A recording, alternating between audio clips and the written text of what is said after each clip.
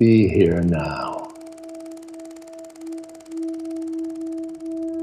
Just be here now.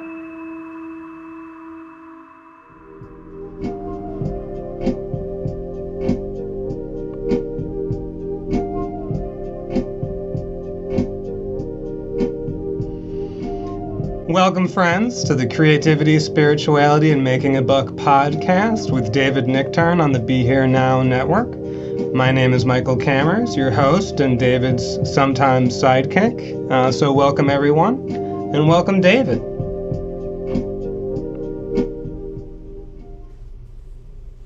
Thank you, Michael.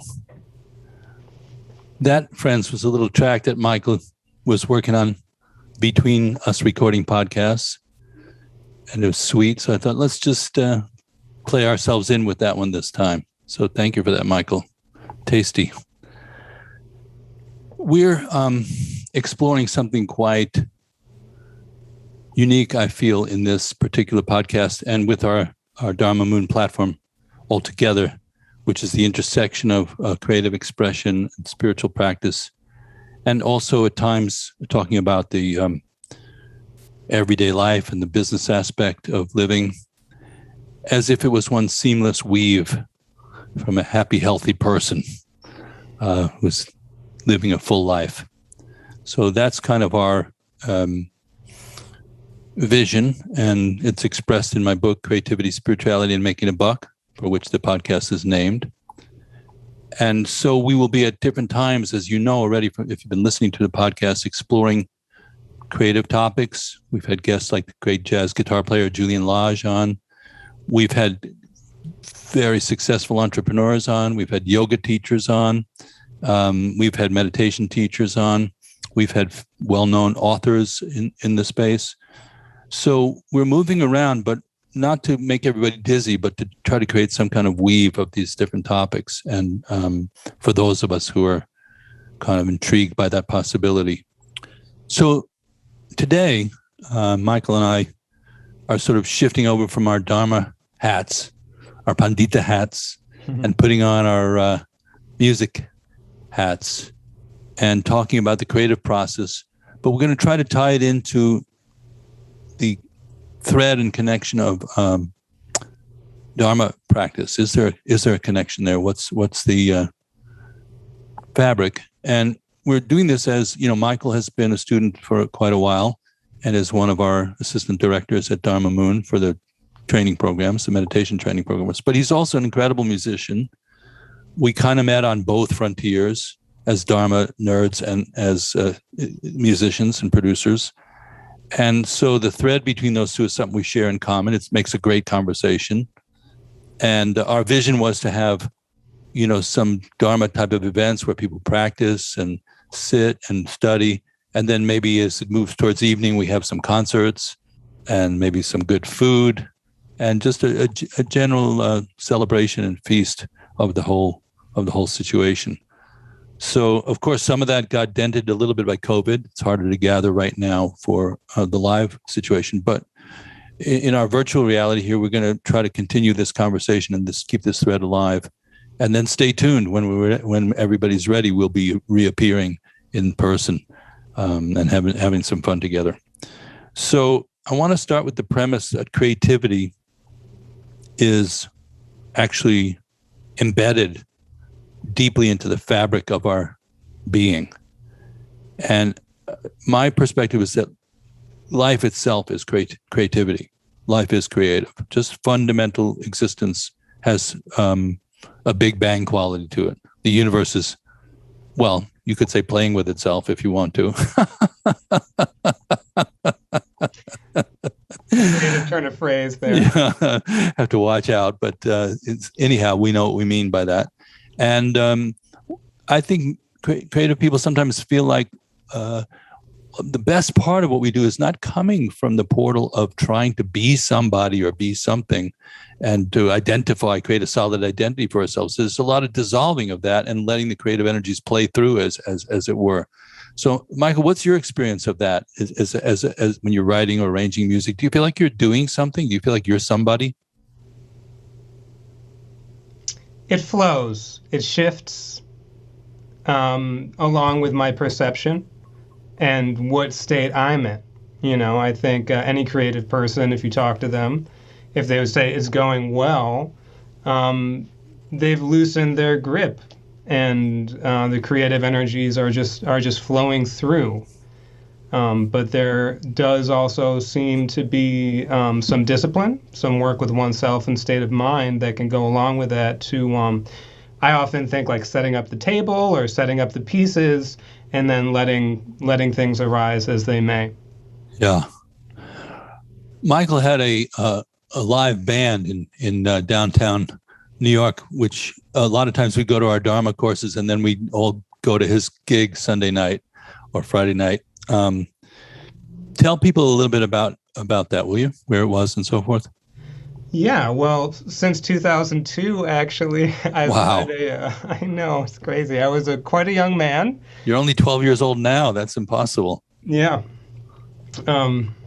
We can leave a discussion of the nature of time inside of that. But I've led what I call a space funk big band since 2002. It's a large ensemble. It plays groovy, creative music with improvisation and composition. At its largest, it's a 15-piece band. And for the last 7 years before the pandemic, I personally and collectively, we were in residency at the McKittrick Hotel, which is the home of the immersive theatrical production Sleep No More. And we were very fortunate to play parties and brunches, as well as having a really unique opportunity to have a Friday night residency weekly for the last year, maybe year plus, with a large ensemble playing the music of my choice. What a fruitional setting and scenario, and it was a lot of fun. Yeah, what a dream, and so much fun to hang out. So there was a quality of composition there, right? There was stuff that was worked out, orchestrated, and then there was freeform things that were sort of lacing in and out. Is that a fair way to frame it? Yes. So, of course, this is an interesting aspect of creativity, is that some of it we actually focus and format and deliberately give it shape, and it's repeatable. It's not just like, hey, everybody just do whatever you want, whenever you want. And then it creates a space in which well-trained musicians are able to stretch out beyond that form. Would you say that's fair enough to say?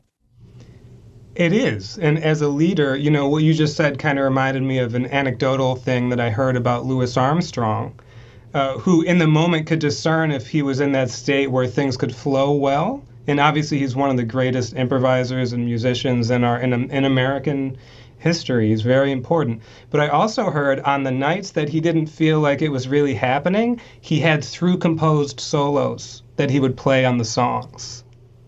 Wow. So, now this reminds me also of, I used to love when I was a kid, the Beethoven violin concerto.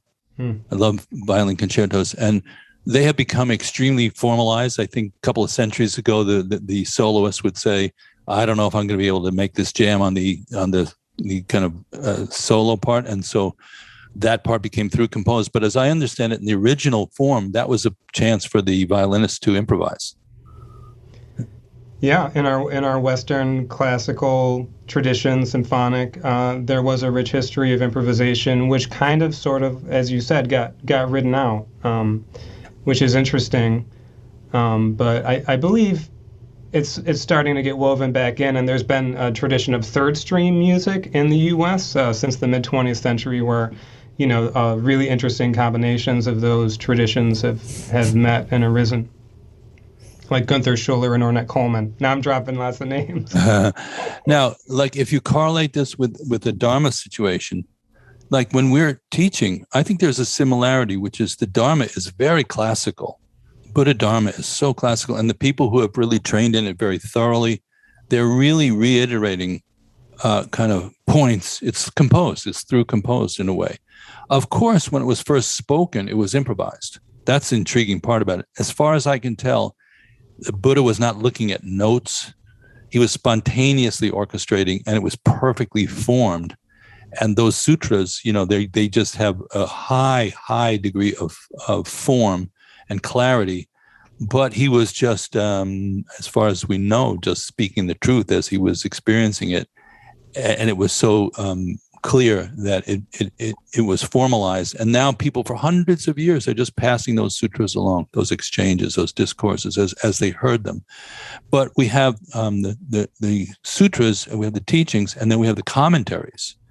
So over these thousands of years in the Buddhist world, you have the classical form, and then you have generations upon generations of commentary where people are giving their interpretation or even adding stuff.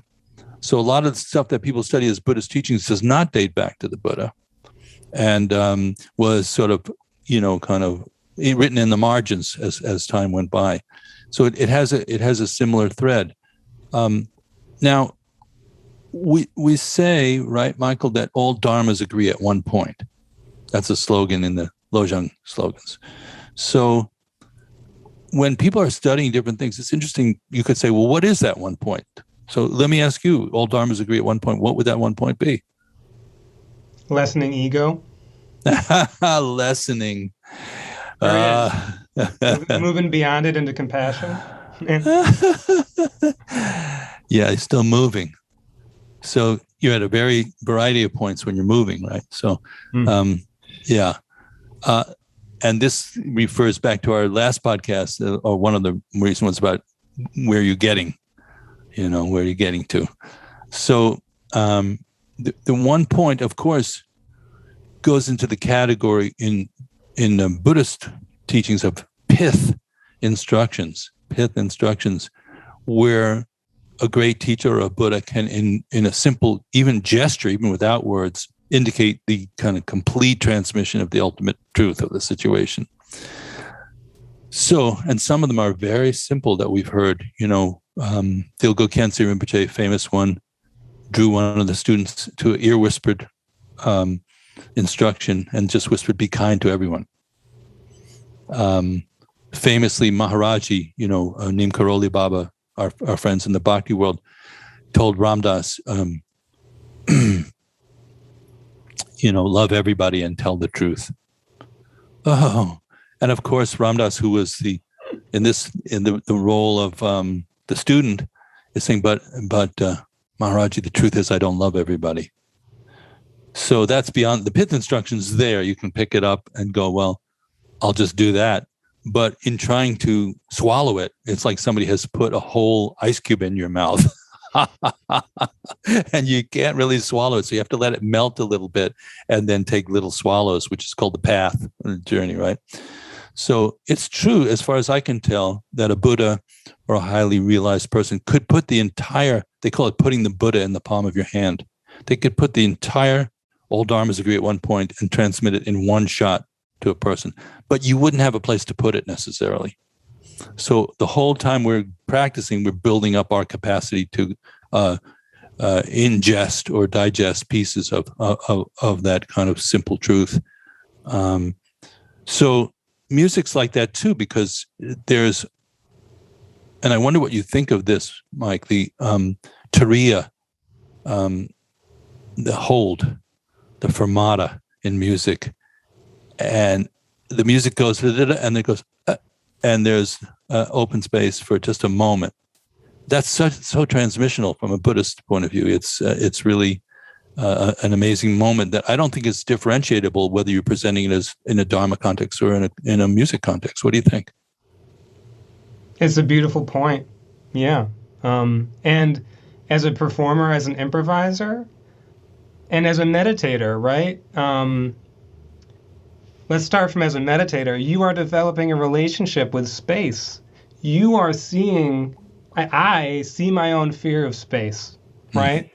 So my ability to sit in that discomfort and fear of space allows me to communicate better because I don't feel like I need to fill it all in, right? And as a performer, as somebody working the microphone in front of the band, through my Dharma practice, I'm cultivating the ability to be able to sit in my own discomfort and leave space, as opposed to bypassing it with aggression and projecting aggression. And so in that space, maybe there's not aggression. Oh, that's interesting. Absence of aggression, which is one of the definitions of Dharma you could use, actually. The absence of aggression. And they say of all the three root kleshas, the aggression and grasping and ignorance, Trungpa Rinpoche used to say that aggression is the most adharmic of the three, because it destroys in 1 minute. It can destroy so much goodness that has been exposed and cultivated. So that's why ahimsa, or nonviolence, or non-aggression, is kind of considered the ground of all these practices. Fundamentally, not being aggressive, not pushing. And our habit, of course, is aggression is related to survival. We're used to thinking you have to be aggressive to survive. And so at the same time as you're giving up aggression, you are giving up your survival in a way. You're letting go of the idea, what is it, Gloria Gaynor? I will survive, I must survive. That would not be exactly the Buddhist version of the song, I surrender, would be probably closer to it. But what about the enlightened aspect of aggression and survival? Is there any good part to it? Well, I think I'm going to speak more from my musician seat. I think a lot of what music was for me as a younger man, moving through my experience without going down a rabbit hole, there's a transformational, transmutational quality, which is one of the things that drew me to it. Taking aggression, anger, heartbreak, trauma, the challenging things in life, and transmuting it into whatever it transmutes into, a beautiful piece of music you can share with somebody, an energy, a construct that you can build community with, as far as compositions with a band. But also, from a dharmic perspective, anger has a lot of energy and clarity in it if we can hold our seat, right? So those are kind of things I'm exploring now, in addition to just sort of getting in front of people and really pushing a lot of loud sound at them aggressively. Yeah, it's interesting that as we're talking about this, I really am tuning into how could you give transmission of the awakened state of mind by playing music, like intentionally point to that space, which is open, empty. It's easy to get with the flow and the kind of gracefulness of it and the communication. But I thought of a couple of musical phrases, like we started with the fermata, right? And the turiya, like a hold. You just go, and then I thought of a sforzando, right? Which is like, and then the audience is like, what just happened?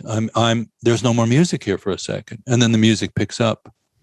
So maybe we could write a piece with sforzandos in it, and then 5-minute holds with no instruction for the audience. It's kind of direct and wrathful in a way, because and also in a previous discussion, you were talking about the woodpecker, right? Like the phenomenal world kind of waking you up, because a lot of music we listen to caters to our expectations and is very pleasant, but there's more to art than traditional consensus of beauty, right? So there is a lot of music that's been written that shakes you, whether I think of pieces like Varèse's Amériques, these large blocks of sound and then space. Wow. John Cage's, 4 minutes, 33 seconds, right? Yeah. That piece, the pianist comes out, he lifts the top of the piano, he exposes the keys, and he or she, or whatever gender person, and just sits at the piano for 4 minutes and 33 seconds and then turns the lid down. And gets paid double scale for it, right? I could do that one. I don't even need to practice. Yeah, leaving the question open is that would they even know how to play the piano? It's interesting, what's the requirement there. So, according to what we know about the tradition we've inherited, we've inherited two traditions, you and I, which is one is a very long musical tradition, which is extremely full of meaning and content and stylization and approach towards sound and space. And we've also been studying Buddhism, which is 2,500 years old, probably goes back. We say this is just the fourth Buddha in a cycle of 1,000 Buddhas, the Shakyamuni Buddha. So if you can expand your sense of space and time, that these kind of conversations have been going on for longer than we could imagine.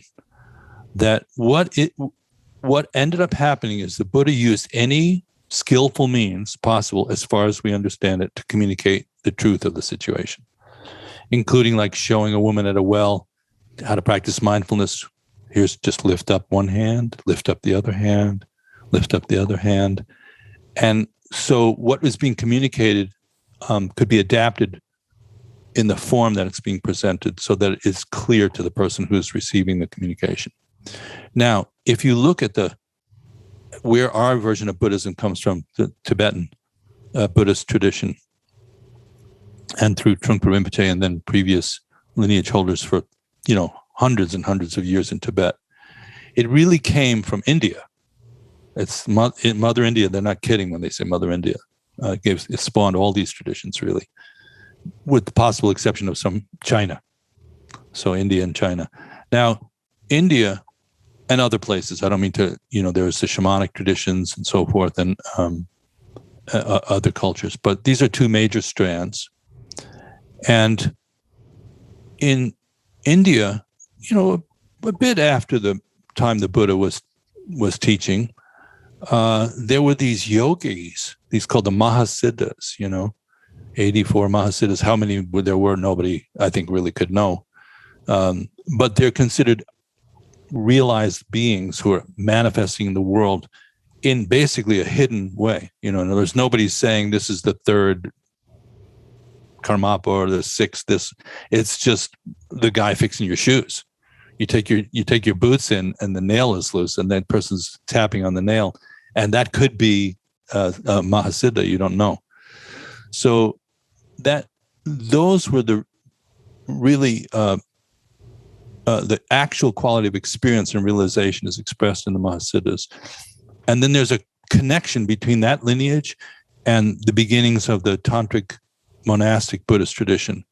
As you know, it goes back to, maybe 400 AD to 700 or 800 AD. And then it gets kicked into a monastic tradition by Naropa, who's a student of a Mahasiddha named Tilopa. And then Naropa passes it on to Marpa, who's a Tibetan. So now you're in Tibet. This is just one lineage. And then Marpa passed it on to a yogi named Milarepa, who was, a cave yogi, basically. Now, Milarepa's main student is Gampopa, who is a physician, but also a monk. From there on, really 90% of our access point, maybe more, to the tantric tradition of India, the Buddhist tantric tradition, is through the monastic tradition of Tibet. A little bit leaked into other places, but that's really that's what you and I are doing sitting here. That's what we're the heir to. So the Mahasiddhas don't have that kind of formal manifestation, but you can see how formalized the whole presentation got in the monastic world. And now I'm going to liken those to the monastic traditions like classical music, and the Mahasiddhas are like jazz.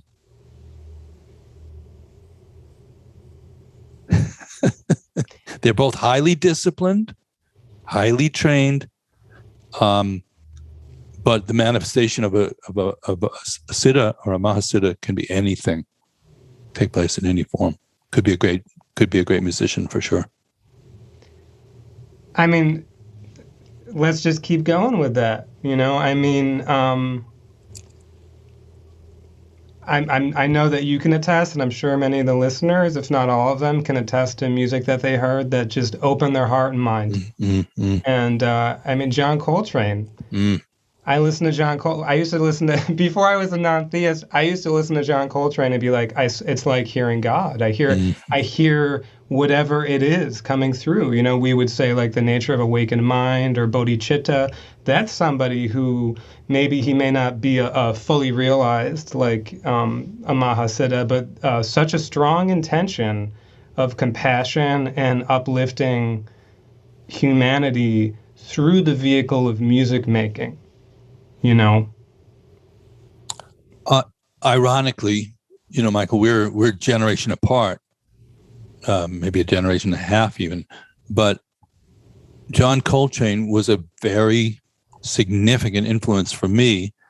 And I'm going to go back to being maybe in college, Columbia College, and I was maybe 17, 18 years old, and hearing A Love Supreme. That record, A Love Supreme, and hearing that record and going, whatever that is, I'll have a big serving of that. And at the very same time, I was tuning into both several varieties of Asian culture, particularly like listening to music like Japanese gagaku music, imperial court music from Japan, and koto, and also looking at samurai movies and gung fu movies.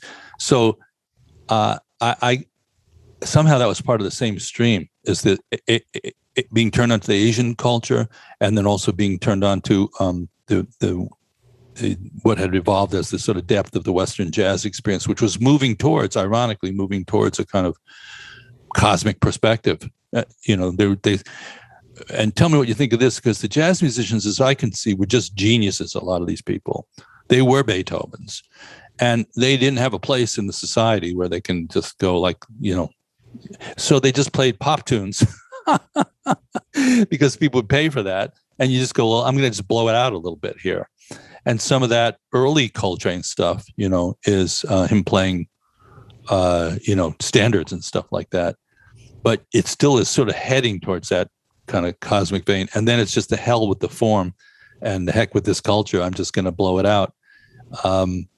So what do you think about, is there some connection between jazz and what we think of as a sort of Buddhist perspective? Is there something there that is a natural marriage of some kind? Yeah, that's a really rich field. I mean, when you're talking about Coltrane, I mean, let's talk about his second wife, Alice Coltrane. If our listeners aren't familiar, she's, I believe, Flying Lotus's like aunt or great aunt maybe, and she had a full-on spiritual practice. She lived in ashrams. She wasn't Buddhist, more Hindu. Lots of like jazz with synthesizers. That's like devotional music to like Indian deities, and it's like everything is right there, you know. And then there's a lot of great jazz practitioners that are in the chanting lineage, which is out of my zone of knowledge, but like Herbie Hancock, I believe Wayne Shorter. I was performing at a jazz festival in 2004 with my band. I was just a little guy, and Wayne Shorter's drummer, Brian Blade, and his bass player, Michael Patitucci, came over, and they were so kind to us. And they're Buddhist practitioners in this lineage, which I apologize, I don't know the name of, but I can still feel their kindness to this day. And we talk about inspiration and aspiration, and the kind of person who can be an artist on that level and still take interest on like the snot-nosed college kids who are like doing the side stage set. And like that was like a real bodhicitta kind of moment. It's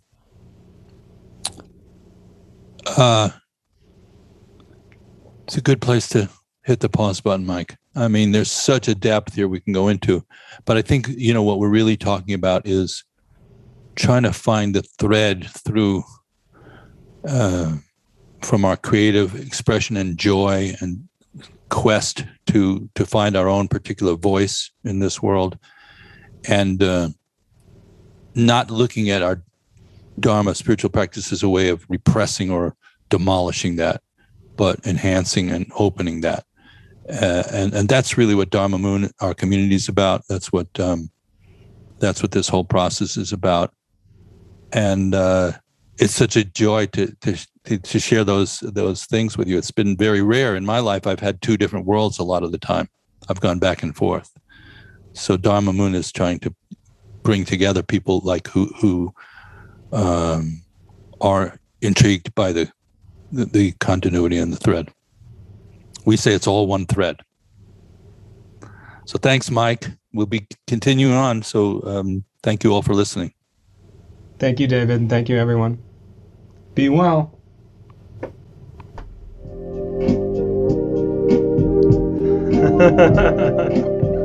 Peter Piper picked a peck of pickled peppers, a peck of pickled peppers Peter Piper picked. If Peter Piper picked a peck of pickled peppers, where's the peck of pickled peppers Peter Piper picked?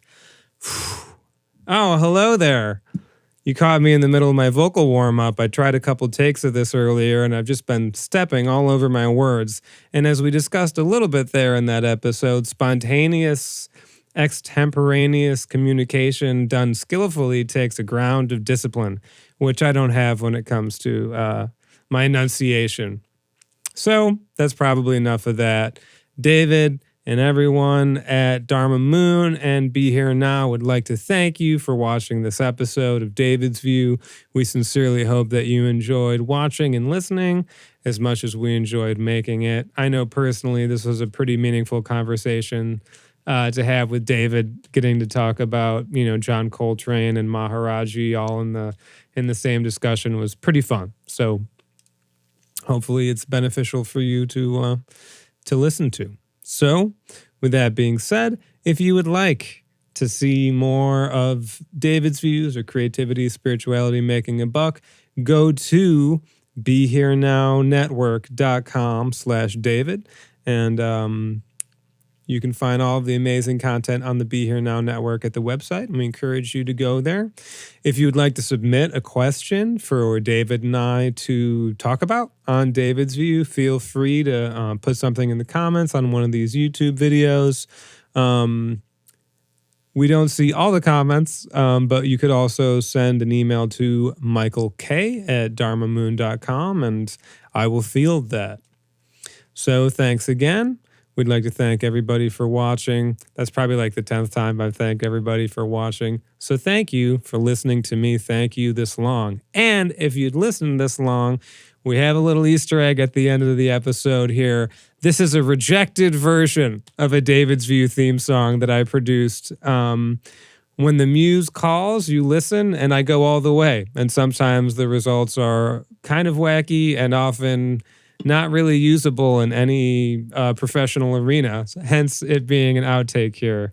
So enjoy this outtake of the David's View theme song, and may you be safe, healthy, happy, and at ease. All the best. Welcome to you.